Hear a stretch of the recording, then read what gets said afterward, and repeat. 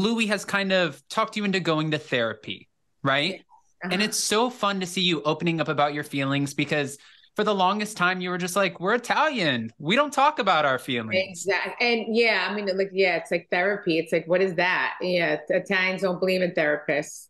Yeah, But I mean, it was I think a great thing that I got into because unfortunately, being on this TV show, it's like when you're on the top, everyone comes for you, and they always try to trigger you, and always, try to hurt you. Unfortunately, and I've gotten a lot of that, and I used to get triggered and like react in a way that, I don't like the way after watching it, I'm like, oh, why did I act that way? But because, that's just like all I knew, like, seeing that when I, as I grew up, like my father would go from 0 to 100. So I guess that's where I got it from. But there's, I wanted to change that because I didn't like, after watching myself, I'm like, I don't want to act that way. I'm like, I want to stay calm. So therapy has really helped me. And, and now it's like I'm seeing the light also. I'm like, oh, it's like unfortunately, it was my family that, has been doing this to me for over 10 years. And a lot of the times I kept my mouth shut because, just trying to keep the peace. But now, unfortunately, I hate that it took me this long to finally see what's really going on. But I guess, it all happens in due time. So, right. Do you think that you would ever consider family therapy? no, absolutely not. Like me and my brother, that chapter's closed. I'm focusing on, my family and what's Right. important. Yes, I need time to heal. I've been going through this over 10 years. Unfortunately, it's very, very sad that, that this had to play out on national TV. It really is very sad, very disgusting, very toxic. So I need time to focus on my family and heal. That makes sense. And last question, since we're talking about therapy, because I know Melissa has her Side Piece podcast and she absolutely kills it. But for you, this is kind of a new journey, right? Yeah, Would you I say? love it. I love it. So like, and I hope this, there's more to come from this, which there will be. Put it out in the universe. Yes. Positive. Yeah. Manifest. Like Manifest. here, we want to do live shows. Maybe after the live shows, have our own talk show.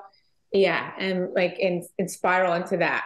Oh, we can totally see it. And that's what I was going to ask you, because this gives you have full control, both of you ladies, over this podcast and what you say and what you want to put out there. There's no edit or being surprised by the episodes that you put out. So in some ways, that might kind of be therapeutic as well, right?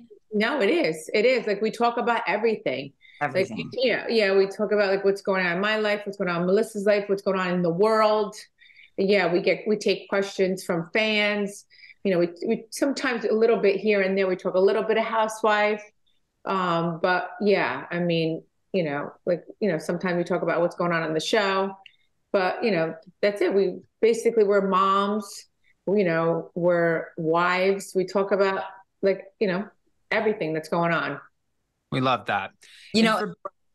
Shut down, like, let's not focus so much on the season, or let's not focus so much on housewife stuff. So which is good, because then it makes us talk about other things, right? Again, Right. the whole Like life. Yeah, life. life, which is why we want to do this, to show that there's more to the world and to Teresa than just doing, Real Housewives of New Jersey. So that's why. And she's been crushing it. Like, this has been my role and I've been doing it. So I know it. But Teresa has just, even from when we started to now, and we're not that deep in, we're just a few months in, Teresa's been crushing it. Crushing. Yeah.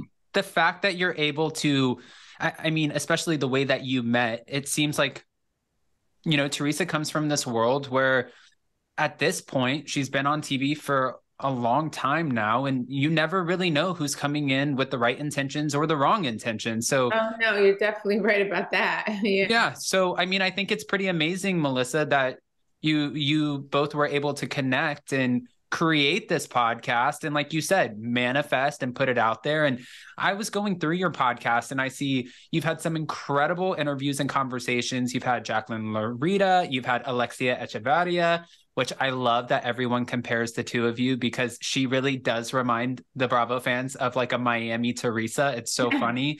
I love You've also had Cynthia Bailey. Can both of you ladies give me one of your most favorite interviews that you've done so far? One of our, I mean, they were all great. I can't just pick one. I mean, we've been like, I love Cynthia because I went on the ultimate girls trip with her and she was my buddy. I totally bonded with her. I love Alexia. She's like one of my best friends now. So, right. Melissa, we hung out with her. We had so much fun. Yeah, great. Jacqueline, I'm so happy. I totally bonded with her. I mean, I'm totally so happy that we finally made up after 6 years. I mean, that's like, wow, that's amazing that we finally talked after 6 years. You know, and because like my thing is, I don't want enemies. You know, I want peace, and that's like the best thing, like to have peace in life. So I'm so happy I ended up, you know, making up with Jacqueline. And then who else do we have on? Jennifer Aiden. She's of course, she's my buddy. She's one of my, you know, she is one of my best friends, like on the show and off the show. She's awesome. And who else, Melissa? Yeah, I think Cynthia was mine just because, we love Cynthia. I mean, listen, we love all of them. I mean, if we have, you're saying because we met through Cynthia, is that why? Exactly. That's why, you know, yeah. Like Cynthia, she brought us together, Teresa. The Melissa she was supposed to have.